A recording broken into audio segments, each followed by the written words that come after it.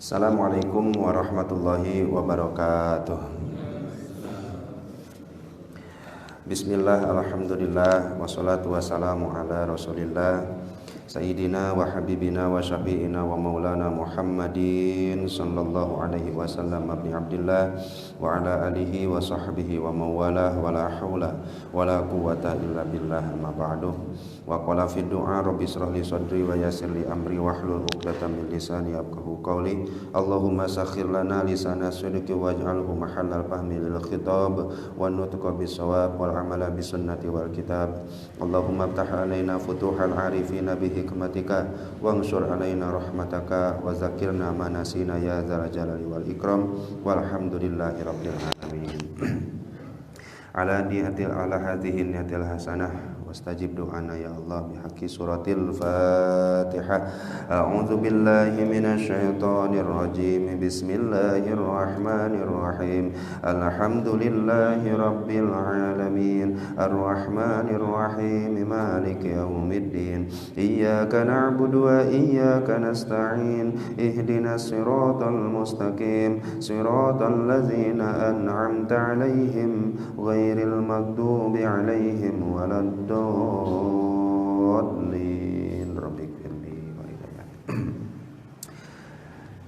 Alhamdulillah, sebadanya kita panjatkan puja puji dan syukur kita kehadirat Allah Rabbun Ghafur. Salawat bertangkaikan salam semoga selalu tercurah limpahkan ke junjungan kita Habibana wa Nabiyana wa Maulana Muhammad sallallahu alaihi wasallam, kepada keluarganya, kepada sahabat, tabi'in, tabi'in, dan mudah-mudahan sampai juga kepada kita selaku umatnya yang nanti di yaumul jaza, di yaumul kiamah kita sing mendapatkan syafaatul uzmanya Rasulullah sallallahu alaihi wasallam. Amin ya Allah ya rabbal alamin. Insyaallah kita lanjutkan lagi kajian kita membaca kitab hikam, yang mana pada kesempatan ini sudah sampai kepada hikmah yang ke-57 banyak ke-57. Bismillahirrahmanirrahim. Qala mu'allifu hadzal kitab rahimahullahu taala wa nafa'ana bihi wa bi ulumihi wa a'ada alaina min barakatihi wa karamatihi. Allahumma wafiqna li isabati shawab wa janibna zayga wal irtiyab wa anfa'na wal muslimina bima hawa hadzal kitab. An-nuru lahul kashfu wal basiratu lahal hukmu wal qalbu lahul iqbalu wal idbaru. An-nuru, adapun nur, lahul kashfu, dia memiliki kasyaf. Kasyaf itu bisa membuka sesuatu seterang-terangnya. Nur itu berfungsi untuk mengkasyaf sesuatu. Wal basiratu, sedangkan basiroh lahal hukmu, dia memiliki hukum. Artinya basiroh itu fungsinya untuk menghukumi sesuatu. Wal qalbu lahul iqbalu wal idbaru, sedangkan hati dia memiliki iqbal wal idbar. Iqbal menyambut atau menghadap sesuatu, wal idbar menghindar atau membelakangi sesuatu. Jadi secara fungsi hati itu untuk menghadap terhadap sesuatu atau mengerjakan sesuatu, atau hati ini berfungsi untuk menghindarkan diri dari sesuatu. Itu terjemah secara bebasnya ya Pak ya. Jadi nur fungsinya untuk mengkasyaf, membuka terang sesuatu. Basiro fungsinya untuk memberikan hukum, kepastian. Sedangkan hati untuk mengambil atau menghindar. Iqbal menghadap, idbar menjauhi, membelakangi. Nah, itu fungsi-fungsi tiga perkara yang Allah Subhanahu wa taala simpan di dalam hati kita. Tapi sebelum kita lanjut lagi, karena bahasan nur masih berlanjut sampai ini penginten terakhir Pak. Insyaallah yang kedepannya, hikmah kedepannya sudah ganti bahasan. Kita sudah paham ya Bu ya Pak ya, bahwa nur itu kemarin disebutnya jundun atau junudullah, bisa disebut dengan tentaranya Allah. Bahkan nur itu bisa disebut dengan matoyal qulub wal asror, tunggangannya hati dan sir. Itu sudah kita bahas sebelumnya. Sehingga di sini disebutkan bahwa nur itu ternyata masih punya fungsi yang lain Pak. Nur itu sebagai kasyaf. Kasyaf itu membuka terang sesuatu, yang kalau diartikan atau diilustrasikan, wa misalu zalika rajulun dakhala baitan, ada orang laki-laki, seseorang masuk satu rumah poekna luar biasa, sehingga di dalam rumah itu ternyata bihi aqarib wa hayyat wa fihi sabaiku dzahabin wa fiddah. Namun di dalam rumah itu ternyata yang rumah gelap gulita itu ada kalajengkingnya, ada ularnya, bahkan ada peti emas dan peraknya yang dia sudah tidak bisa lihat, dia nggak tahu mana yang harus diambil kan, mana yang bagus, mana yang baik untuknya, mana yang madarat untuknya. Sehingga datanglah lampu atau caanglah lampu atau bawa obor dan lain-lainnya, bawa senter dan lain-lainnya, sehingga yang madarat dia tahu, oh iya orai, oh iya kalajengking. Yang manfaat dia tahu, oh iya emas, oh iya perak. Nah, salah satu fungsinya dari nur itu adalah menjelaskan sesuatu. Seperti orang yang ada di dalam satu rumah, rumahnya gelap gulita, nggak nampak mana yang manfaat bagi dirinya, nggak nampak mana yang madarat bagi dirinya, didatangkan nur, barulah kelihatannya, Pak. Nah, seperti itulah nur yang Allah berikan ke dalam hati kita ini. Tadinya mah nggak tahu bahwa maksiat itu pahit, nggak tahu bahwa taat itu manis. Tapi semenjak adanya nur itu mulai terasa, maksiat itu ternyata pahit rasanya, tapi taat itu rasanya adalah manis. Nah, nur itu bisa menjelaskan atau menerangkan sesuatu yang tadinya nampak tidak nampak sama sekali, atau bahkan kabur, tidak terlihat sama sekali. Maka dengan adanya nur itu sesuatu bisa menjadi tampak. Nah, kita tahu apa bedanya al-farqu bainal basar wal basiroh. Tadi ada kata-kata basiroh. Basiroh itu kan sering kita artikan dengan mata hati ya, Pak ya. Basiroh mata hati, basar artinya mata biasa ini. Mata biasa ini kalau melihat, Pak, butuh apa? Kalau sehat lah, cahaya ya, Pak. Jadi sehebat apapun mata Bapak, mau pakai alat ataupun tidak, sehat ataupun tidak, kalau tidak ada cahayanya nggak bisa lihat. Beres ya, Pak? Kalau nggak ada cahayanya pasti tidak bisa melihat. Sehingga mata kita ini bisa melihat kalau ada cahayanya. Itu pun kalau sehat. Nah, anggapannya basiroh ini apa? Basiroh ini adalah mata hati. Jadi kalau di kitab-kitab lain itu annal qalba lahu uzunun lahu ainun. Hati itu punya telinga, hati itu punya lisan, hati itu punya mata dan lain-lainnya. Yang kalau tidak ada cahayanya, maka mata hati sesehat apapun, sebagus apapun, tetap tidak bisa melihat apa-apa. Nah, sehingga basiroh yang ada di dalam hati ini tetap butuh nur. Jadi nur tadi buat apa? Bikin terang. Basiroh buat apa? Menghukumi. Menghukumi apa? Mengambil keputusan. Oh, ini yang jelek, ini yang bagus, ini yang manfaat, ini yang madarat. Nah, sehingga kalau beres dari basiroh setelah dihukumi mana yang manfaatnya, mana yang madarat, mana yang baiknya, mana yang buruknya, tinggallah terakhir tugas hati. Mau dikerjakan yang baik atau ngerjakan yang buruk. Tetapi kalau sudah didasari dengan nur, pasti hati akan mengambil yang baik. Sampai sini bisa dipahami, Pak. Nah, sehingga ini fungsinya satu persatu. Nur tugasnya untuk mengkasyaf.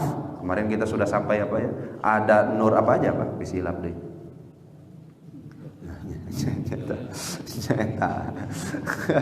Ada warid. Warid itu kan nur ya, Pak ya. Ayo warid iqbal, ada warid apa lagi, Pak? Setelah warid iqbal. Kalau nur kan ada nur bidayah, nur wasatiyah, nur hinihayah. Kalau warid kan ada warid intibah, warid iqbal, warid wisol.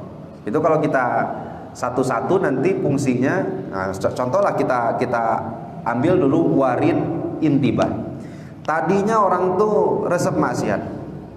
Orang tuh nggak tahu mana taat, mana maksiat, sehingga yang dia kerjakan tuh hanya maksiat, bejeng maksiat. Goplah hatinya, kemudian datang nur ya, Pak, ke dalam hatinya. Yang mana nur ini sebagai tentara dari Allah Subhanahu wa taala yang membimbing dari tadinya dia resep maksiat berubah menjadi taat. Nah, ketika nur itu datang, tampak di dalam hatinya ternyata maksiat itu menggelapkan hati. Sedangkan taat itu bisa menerangi hati. Kelihatan jadinya banyak dengan nur tadi, sehingga jadi kasab dia tuh. Terlihat mana yang baik, mana yang buruk. Kemudian basirohnya yang tadi tuh tidak ada nurnya, kemudian menghukumi. Oh, ternyata maksiat ini baik, maksiat ini buruk, taat ini baik. Kemudian hati lah tugasnya hindarkan kemaksiatan, ambil ketaatan. Nah, itu fungsi 3 anggota yang Allah Subhanahu wa taala simpan di dalam hati kita. Nanti ada lagi, Pak, nur nur bidayah, nur wasatiyah, kemudian nur nihayah. Kalau wasatiyah kan levelnya udah tinggi lagi, Pak. Bahwa yang tadinya ketika sholat, tadinya kita mulai dari awal, Pak. Pilih-pilih abdi sekalian kita ngulang-ngulang deh, Pak. Nur bidayah, nur tadi natara sholat jadi resep sholat. Kemudian setelah dia resep sholat, butuh kene nur nggak, Pak? Masih butuh pertolongan Allah tidak, Pak? Masih. Apa? Yaitu menghilangkan kelalaian hatinya. Ketika sholat, ternyata yang pikirkan teh hayo selain Allah. Ternyata diturunkan nur yang kedua, wasatiyah. Apa nur wasatiyah itu? Nur yang mana hatinya ku Allah dikosongkan dari makhluk, sehingga yang tersisa hanya Allah saja. Jadi ketika sholat itu sudah mulai khusyuk, sudah hanya mengingat Allah Subhanahu wa taala. Udah sampai sini masih butuh nur lagi tidak? Butuh kan ya, Pak? Nur apa, Pak? Nur nihayah. Nur orang-orang yang telah wusul kepada Allah. Apa nur di sini, Pak?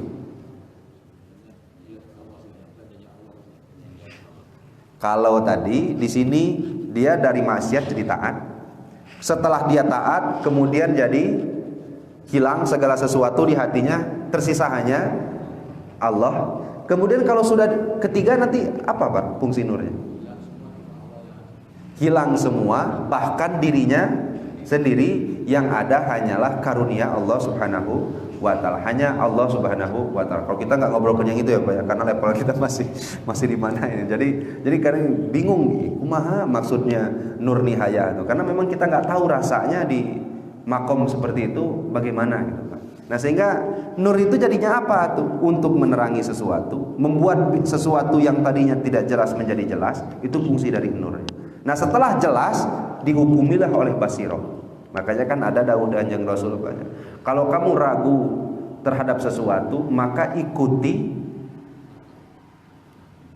apa, Pak? Kata hatimu. Yang dimaksud kata hatimu itu yang mana, Pak?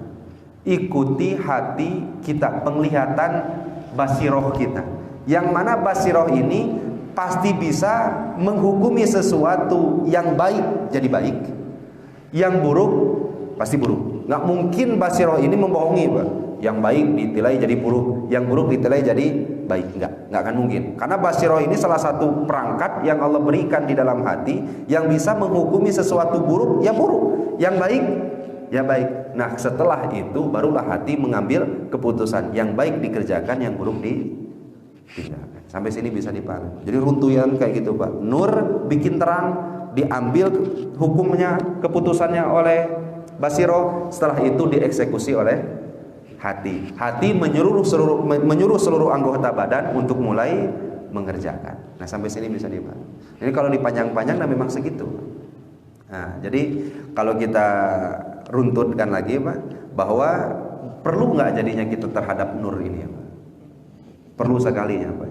Perlu sekali, sehingga ya kita berdoa, kemudian seraya mengerjakan apa-apa yang telah kita bahas sebelumnya, bahwa nur ini nggak mungkin ujuk-ujuk datang terhadap diri kita sendiri, nggak mungkin datang kepada diri kita tanpa adanya kita melakukan amal ibadah atau bahkan mengistiqomahkan amal ibadah, suatu amal ibadah yang itu mengundang nur itu datang ke dalam diri kita ini. Nah, sehingga salah satu hal yang perlu kita lazimkan yaitu ini, Pak, seperti talabul ilmi ini, Pak. Karena ada juga ulama yang mengatakan bahwa nur itu ternyata ilmu, Pak. Selain dari karunia dari Allah, ternyata nur itu adalah ilmu laduni atau ilmu yang langsung diberikan oleh Allah Subhanahu wa taala. Dan ilmu laduni ini dia diperoleh gimana caranya? Pernah saya bahas, Pak, bahwa ilmu laduni itu adalah ilmu yang langsung diberikan oleh Allah Subhanahu wa taala kepada hambanya tanpa pelantara, dan hambanya hanyalah orang-orang yang terpilih. Dan cara untuk mendapatkan ilmu laduni ini, walaupun nanti kita sudah lakukan caranya tapi terdatang-datang wainya, karena memang ini bimasyiatillah ya, Pak, ya. Ini hanya pilihan Allah Subhanahu wa taala. Caranya menurut Kanjeng Rasul disampaikan dalam sabdanya, kalau kamu nggak tahu, ngaji ke orang yang tahu. Yang sudah kamu tahu, ajarkan ke orang yang tidak tahu. Kalau sudah dua hal ini dikerjakan, yang nggak tahu ngaji ke yang tahu, yang sudah tahu ajarkan sebisa mungkin ke orang yang tidak tahu, maka allamakallahu ilma ma lam ta'lam. Ada juga yang menyebutkan warasakallahu ilma ma lam ta'lam. Allah akan wariskan, Allah akan ajarkan ilmu yang sebelumnya engkau tidak tahu. Dan ilmu yang seperti inilah ilmu yang menjadi nur atau cahaya bagi orang yang memilikinya, atau disebut lagi ilmu yang bermanfaat. Nah, jadi ada satu keterangan, Pak, disampaikan oleh Imam Abu Hamid Al-Ghazali. Jadi kalau Bapak nanti pingin punya kitab tapi rada-rada bagus dan menurut saya itu kitab yang harus dimiliki oleh Bapak, apalagi kalau Bapak resep karena ilmu tasawuf, kitabnya namanya Ayyuhal Walad. Nah, kitab Ayyuhal Walad ini udah ada terjemahnya. Nggak tahu tadi Play Store nggak tahu ada terjemah, nggak tahu enggak. Jadi Ayyuhal Walad itu satu kitab yang dikarang oleh Imam Abu Hamid Al-Ghazali yang diperuntukkan untuk muridnya. Yang muridnya ini minta kepada Imam Abu Hamid Al-Ghazali diberikan beberapa nasihat, yang nasihat itu menjadi pelantara dia selamat dunia dan akhirat. Kitabnya tipis, seberapa lembaran? 20 lembaran, 20 sampai 25 lembaran. Itu dalam salah satu makolahnya Imam Abu Hamid Al-Ghazali itu mengajarkan bahwa al-ilmu bila amalin junun. Kalau kita sudah punya ilmu tidak diamalkan, maka itu punten ya banyak edan. Jadi kalau sudah belajar ilmu kemudian tidak diamalkan, maka itu seperti orang gila. Kenapa seperti orang gila? Itu ada sebelumnya contohnya kayak gini, Pak. Ini Pak, nanti poin penting yang kita akan bahas ke hikmah ini, yaitu kalau ada orang punya pedang, dia 10 pegang pedang, kemudian datang singa mau menyerang dia, kira-kira agar dia selamat gunain pedangnya atau antepkeun ya, Pak? Pakai ya, Pak? Nggak bisa kan kita ngomong ke pedangnya pangalawankeun singa antepkeun. Apakah selamat atau tidak? Ya nggak akan kayak gitu. Nah, itu permisalan kebodohan orang yang berilmu tapi tidak diamalkan. Nah, sehingga ilmu yang nanti bisa mendatangkan nur, ilmu yang nanti bisa dihukumi oleh basiro sehingga diambil keputusannya oleh hati, yaitulah ilmu yang bermanfaat, ilmu yang setelah kita kaji langsung kita amalkan. Jadi apapun yang kita kaji, makanya ada juga nama ulama Imam Nawawi. Imam Nawawi ini karang satu kitab namanya Azkar Nawawi. Bapak kira-kira dari sekian lama hidup udah berapa kali mendengar hadis, Pak? Hadis Rasul. Dari Bapak mulai umur balik sampai sekarang kira-kira udah nyampe 1000 hadis, Pak? Wah, sok gitu. Ya taruhlah kita sudah dengarkan 1000 hadis. Dari 1000 hadis itu yang diamalkan udah berapa, Pak? Wah, ya. Ini yang bikin putus asa. Ternyata kata Imam Nawawi, setiap kita belajar satu hadis, kalau bisa imkan amalkan langsung. Walaupun setelah itu nanti nggak diamalkan. Artinya minimal setelah kita tahu hadis itu, kita amalkan satu kali. Setelah itu ya bagusnya istiqomah, mun bisa ya istiqomah. Tapi dengan sudah diamalkan satu kali itu sudah menggugurkan hak dari hadis tersebut. Jadi salah satu hal yang dimiliki dalam ilmu hadis itu atau dalam ilmu itu, ketika dia didengar maka harus langsung diamalkan. Nah, diamalkannya kapan? Haknya itu minimal diamalkan itu satu kali. Dari bagus nama istiqomah, tapi kan untuk istiqomah hesena luar biasanya, Pak. Nah, sehingga kalau ilmu tanpa diamalkan seperti orang yang gila. Nah, sekarang gimana kalau beramal tanpa berilmu? Enak kalau berilmu tanpa amal, itu udah kayak orang gila, seperti orang punya pedang tapi nggak digunakan, atau orang tahu dia lagi sakit tapi obatnya ada tapi nggak diminum, ya kan jadi kayak orang punten ya, Pak, orang junun, kayak orang majnun. Nah, sekarang gimana? Ya udah ilmunya mah kita tinggalkan, amalnya langsung. Yang seperti itu kata Imam Abu Hamid Al-Ghazali disebutnya al-amal bila ilmin layakun, nggak akan pernah jadi amalnya. Artinya terhitung sebagai amal yang hanya sia-sia saja.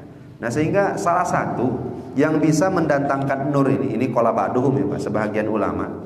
Jadi kalau kita sebut kemarin nur ini adalah cahaya yang Allah simpan ke dalam hatinya seorang mukminin, ada lagi ulama yang mengatakan bahwa cahaya atau warid atau nur ini adalah ilmu yang Allah simpan kepada hati seorang mukminin, yang dengan ilmu tadi seorang asalnya tidak tahu, asalnya gelap menjadi terang. Setelah terang dihukumi oleh basiro, kemudian dieksekusi oleh hati. Sampai sini bisa dipahami. Itu penginten kesimpulan dari hikmah yang ke-57 ini. Ada di panjang-panjang ya sakit tuh gitu nah. Balik kumaha deh. Penginten ada penambahan atau pertanyaan mangga Pak?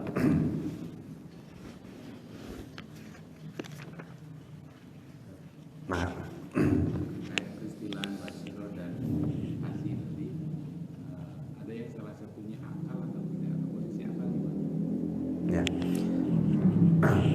Apa yang bisa membedakan antara basiro, kemudian hati atau kolbun ya Pak ya, kemudian akal atau nafsu? Memang semuanya kesatuannya adalah batin kita.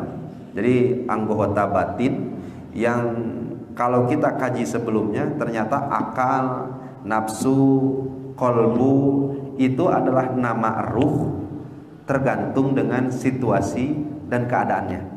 Jadi kalau keadaan ruh kita, jiwa kita ini resep maksiat, resep taat, maka ruh tadi berubah nama menjadi kolbu. Ruh tadi ya Pak. Itu kan di hikmah seberapa ya kita bahas itu ya. Kalau di 55 ya Pak. Kalau ruh kita ini sudah terpenjara, artinya sudah kita kekang dari hawa nafsu sehingga dia cenderung untuk melaksanakan ketaatan, maka itu disebut akal. Tapi kalau dia ruh ini masih terus saja berbuat maksiat, lupa akan ketaatan, maka ruh tadi berubah menjadi nafsu namanya. Tapi kalau dia sudah anteng, kalau dia sudah tenang, artinya sudah istiqomah dalam melaksanakan ketaatannya, sudah anteng dengan nikmat dengan ketaatannya, maka jiwa kita ini, ruh tadi bernama ruh. Terus siapanya? Nah kemudian basiro itu apa? Basiro itu semacam mata bagi ruh kita, mata bagi kolbu kita, yang mana dengan itu dia bisa melihat mana yang baik, mana yang buruk. Tetapi melihatnya ini tergantung adanya nur.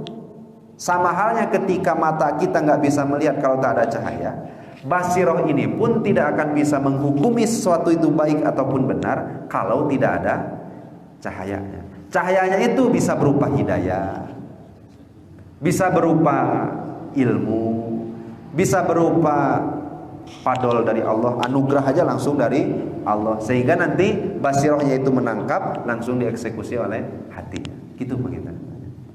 Jadi kalau fungsi-fungsinya satunya, ya sebenarnya kan kalau di kitab-kitab lain itu seperti bahasa ruh, bahasa kolbu, bahasa basiro, bahasa nafsu, bahasa akal, itu ulama punya definisi yang berbeda-beda. Ada yang nyebut bahwa ruh sama kolbu itu beda. Ruh itu inti dari kehidupannya, jiwanya. Kolbunya itu apa? Kolbunya itu raja dari jiwanya, yang nanti memerintahkan seluruh anggota tubuhnya. Akal itu apa? Akal itu penasehat dari hati itu. Maksudnya gimana? Karena akal ini kan fungsinya, ini kita sampaikan pendapat yang lain ya Pak ya, bukan pendapat yang tadi. Tapi kalau yang dari kitab Iqadul Himam atau kitab Hikam ini udah paham dulu ya Pak ya, antara kolbu, aklu, nafsu, ruh tadi ya Pak ya. Nah kita sampaikan ini dalam kitab Sirajul Talibin. Apa itu ruh? Apa itu kolbu? Apa itu basiroh? Apa itu nafsu? Nah kita bahasnya ruh. Ruh itu jiwanya yang bisa apa artinya membikin jasad kita ini bisa jadi hidup. Itu ruhnya. Kemudian kolbu itu apa? Kolbu itu anggota batin yang ada di dalam diri kita, yang mana dengan kolbu ini yang dia ini tugasnya menyuruh anggota badan yang lain untuk melakukan apa yang dia kehendaki. Itu hati, kolbu ya Pak ya. Bukan yang ada di jantung, tetapi sifatnya lebih ke batin. Nurun latifiyun, nur yang lembut yang Allah simpan di dalam hati kita. Jadi bukan hati yang sama seperti hewan yang lain, bukan yang itu. Itu hati yang fungsinya nanti ini memerintahkan seluruh anggota badan. Kemudian dapat dari mana perintahnya? Dari dua, dari akal, dari nafsu. Kalau akal tugasnya apa? Akal itu tugasnya sok ya'muru bil khair, selalu merintahkan kebaikan. Ini akal. Dari mulai diciptakan itu akal itu sok merintah kebaikan. Dan satu lagi yang menjadi penasehat hati adalah nafsu. Kalau nafsu apa? Ini sok merintah keburukan. Kita sambungkan lagi dengan yang kemarin. Nah, akal dan nafsunya ini berperang. Yuk taat, yuk ulah, yuk ngaji, yuk ulah. Menang mana nih Pak? Ya anggap saya menang ngaji lah ya. Menang lah akal kita. Sampaikan ke dalam hati, hati perintahkan jasad untuk ngaji. Nah itu fungsinya masing-masing. Tetapi kalau menurut kitab hikam yang kemarin nggak gitu Pak. Kata Iqadul Himam, kata Imam Ibnu Ajibah, kolbu, nafsu, aklu, ruh itu kene. Terus bedanya apa?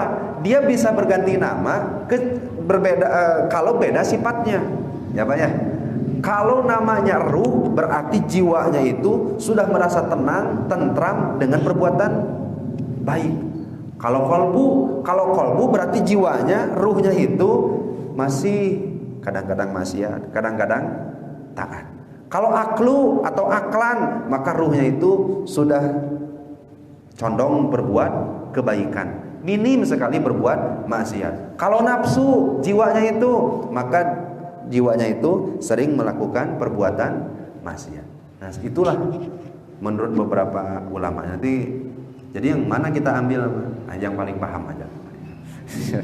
Jadi jangan sampai puyang juga ya Pak ya. Tapi dari segi fungsinya gitu Pak. Basiroh untuk menghukumi, melihat, menghukumi. Kolbu untuk mengeksekusi.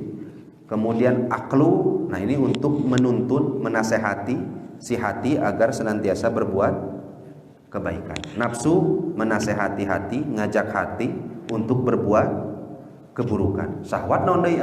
Syahwat keinginan yang ada di dalam diri. Hawa nafsu, nah, hawa nafsu itu keinginan buruk yang berasal dari diri kita. Jadi ada syahwat, ada hawa nafsu, ada nafsu, banyak yang banyak. Yang mana bagian batin kita masih puyang sendiri kan kita. Istilah-istilahnya dari syahwat, nafsu, hawa nafsu dan lain-lain. Nah gitu Pak, kita check up ini Pak. Ada lagi Pak, terapi check up. Nanya tadi terkait hadis tadi. Kita nih sebagai orang Indonesia yang awam bahasa Arab nggak paham, yang seringkali kan yang sampai ke kita pemahaman hadis itu mulai terjemahan yang disampaikan oleh ulama ya Ustaz. Yang disampaikan kita. Ini kan kadang-kadang ada satu hadis maknanya bisa berbeda. Nah, terus bagaimana basiroh kita bisa menilai pemahaman yang mana yang kita ambil yang untuk kita ikutin gitu. Ya. Nah sebenarnya kalau masalah hadis ya Pak, masalah hadis ini memang banyak tafsir. Yang penting Bapak tidak mengikuti pendapat ustadz, pendapat kiai, pendapat ulama yang sesama ulama itu biasanya sering menyebutkan oh ini pendapat ini syad. Kalau sudah sampai ke syad itu minculak. Kalau sudah minculak berarti apa minculak itu? Apa Pak? Minculak. Tahu mengerti ya Pak minculak Pak? Minculak itu beda sendiri dengan jumhur yang lainnya. Contoh kayak gini lah. Ulama lain tuh menghukumi haram, menghukumi makruh, dia halal. Minculak mah pisan ya Pak.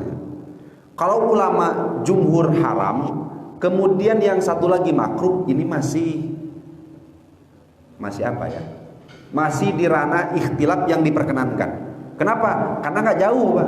Dari haram pasti ke makruh. Gak mungkin kan ada ikhtilaf haram makruh. Ulama jumhur udah haram sama makruh, lu hiji halal itu. Nah ini satnya kayak gini. Saya kasih contoh kayak gini Pak. Ada nama ulama, nama itu Imam Abu Dawud Ad-Dohiri.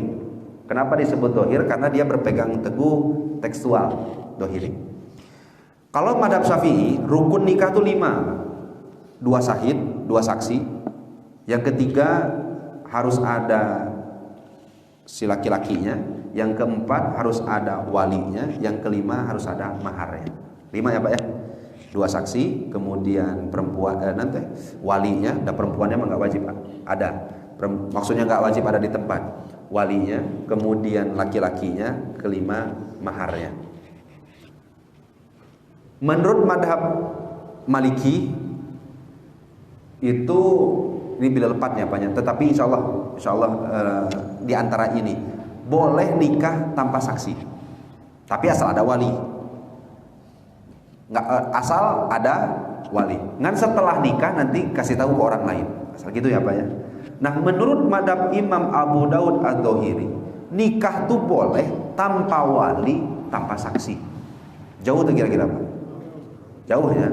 Kalau Imam Maliki itu yang saksinya yang nggak ada, tapi walinya mah tetap ada. Dan setelahnya pun tetap kasih tahu ke orang lain. Artinya walimahan gitu. Walimah itu kan artinya resepsi yang tujuannya itu untuk orang lain tahu ini udah nikah. Tapi kalau Imam Abu Dawud Ad-Dohiri, ada laki-laki nikah ke perempuan, dia sebutkan ijabnya dari laki-laki, dikabul sama perempuannya, itu jadi. Kira-kira sah atau tidak? Lain sadde itu. Ini kalau diamalkan kan kira-kira kan jadi wah enakeun ya mah. Udah amalkan. Nah, artinya gini, Pak. Dari sekian banyak hadis, itu kan kita nggak tahu, Pak, makna yang aslinya yang mana, yang ditafsirkan oleh ulamanya yang kayak gimana. Nah, biar gampang rumusnya, Pak. Kalau ada ulama yang satu mewajibkan, yang satu mensunahkan, kerjakan. Tapi kalau ada ulama yang satu mewajibkan, yang satu lagi mensunahkan, yang satu lagi memakruhkan, maka udah dipastikan yang makruh ini jangan diambil, karena lebih banyak yang wajib atau sunnah. Nah artinya dari sekian banyak hadis itu, kalau Bapak masih ragu-ragu, ya ini ragu-ragu, yang memakruhkannya ada, yang mensunahkannya ada. Yang satu mensunahkan seperti Rajab, puasa Rajab nih. Satu puasa Rajab itu dari 1 tanggal sampai tanggal 10 itu, ini yang benarnya mana? Yang satu Ustadz nyunahkeun, yang satu lagi mengharamkan. Bahkan jadi haram ya Pak ya, bukan makruh lagi ya, jadi haram. Kalau sudah gini kita harus gimana? Nah kalau masalahnya masalah fikih, kalau masalah fikih sih enak. Kalau masalah fikih itu kita tinggal ambil pendapat dari salah satu madhab, itu gampang. Jadi kalau Bapak tanyakan aja, ada Ustadz fikihnya madhab apa? Madhab Syafi'i. Nah, langsung Bapak tanya, apa hukumnya puasa Rajab di madhab Syafi'i? Pasti jawab sunnah. Ah udah, kerjakan aja gitu, karena sudah mengikuti madhab ini. Kalau hadis gimana? Kan kita nggak tahu. Nah kalau hadis biar apik Bapak tuh. Saya juga menganjurkan ke Bapak-bapak, kalau Bapak baca hadis, setiap baca hadis baca terjemah, jangan langsung diamalkan. Terus gimana tuh acaranya? Beli kitab hadis, beli kitab tafsir hadisnya. Kalau nggak bisa beli kitab tafsir hadisnya, beli kitab hadisnya. Setelah mau diamalkan, tanyakan dulu ke guru masing-masing. Pak, itu benar tuh maksudnya seperti ini. Itu yang lebih apik. Sampai sini bisa dibahas. Nah karena ya kalau sekarang itu kan susah sekali ya Pak ya, apalagi kalau di medsosnya banyak. Yang satu haram, nu satu menang, nu satu sunnah, nu satu selir apa aja. Ya kalau masalah fikih sih enak Pak. Masalah fikih itu enak sekali. Jadi kalau Bapak sekarang bingung nih masalah ini hukumnya apa sih puasa Rajab? Bapak tanyakan ke Hambali, boleh nggak puasa Rajab? Umpama lah ya Pak. Cek Hambali, oh nggak, makruh. Kemudian Bapak tanyakan ke orang madhab Syafi'i, boleh nggak puasa Rajab? Oh boleh, sunnah. boleh nggak saya ngambil di antara dua itu? Boleh. Kenapa? Karena 4 madhab ini secara kualitas ulama itu semuanya sudah diakui benarnya. Kalau itu kan gampang ya Pak ya. Yang riwayat itu kan hadis Pak. Ini baca hadisnya, kemudian baca terjemahannya. Kumahanya ya tidak. Nah, seperti saya bacakan satu banyak. Innallaha la yaqbalu sholat. Allah itu tidak akan menerima sholat. Ida ahdasa. Ketika kalian ida ahdasa ahadukum, ketika kalian hadas, Allah tidak akan terima sholatnya kecuali dengan berwudu terlebih dahulu. Jadi Allah itu tidak akan terima sholat salah seorang di antara kalian ida ahdasa hatta yatawaddoa, sampai dia wudu dulu. Ini kalau dipahami sendiri keblinger rasanya kalau nggak pakai tafsir ulama. Sekali lagi ya Pak ya, Allah tak akan terima sholat orang yang punya hadas kecuali wudu. Jima hadas tidak Pak? Hadas. Kalau disambungkan dengan hadis ini, wudu saja cukup jadi nggak Pak? Sekali lagi. Innallaha la yaqbalu sholata ahadikum. Allah enggak akan terima salat engkau ketika hadas kecuali dengan wudu. Jima hadas. Wudu boleh enggak salat? Kok enggak boleh? Kan hadisnya gitu, Pak. Allah enggak akan terima salat ketika kalian berhadas kecuali. Nah, sehingga kalau yang seperti ini, Pak, hukum-hukum yang seperti ini, nah ini baiknya tanyakan ke ranah fikih. Sampai sini bisa dibahas. Ya, mudah-mudahanlah kita sing diparian nur oleh Allah Subhanahu wa taala. Sehingga bisa bedakan mana yang baik, mana yang buruk, mana yang tuturkeun, mana nu sanesna gitu. Aya deui Pak cekap penginten. Cekap penginten yang banyak. Insyaallah di pertemuan yang selanjutnya kita akan bahas lagi permasalahan yang beda ya Pak ya. Nah, saya akan bacakan sedikit ya, la tafrohukat to'ah li annaha barozat minka. Kalau Bapak sholat bungah coba. Kalau Bapak bisa tahajud, senang nggak Pak? Baca Quran, senang nggak Pak? Senangnya kenapa? Karena di sini kamu jangan senang terhadap ketaatan. Senangnya karena dia keluar dari engkau. Engkau mengerjakan ketaatan itu jangan senang. Jangan senang beranggapan bahwa taat itu bisa kita kerjakan. Tapi harus senang kenapa? Nah, itu insyaallah minggu payun ya. Mun dikieukeun supaya wah ya siap. Artinya bisa sholat harus senang, tapi jangan senang sholat itu karena kita yang sudah kerjakan. Harus senangnya kenapa? Insyaallah itu minggu payun. Panginten sakitu wae, mudah-mudahan sing aya manfaatna. Wabillahi taufiq wal hidayah. Walafu minkum. Wassalamualaikum warahmatullahi wabarakatuh.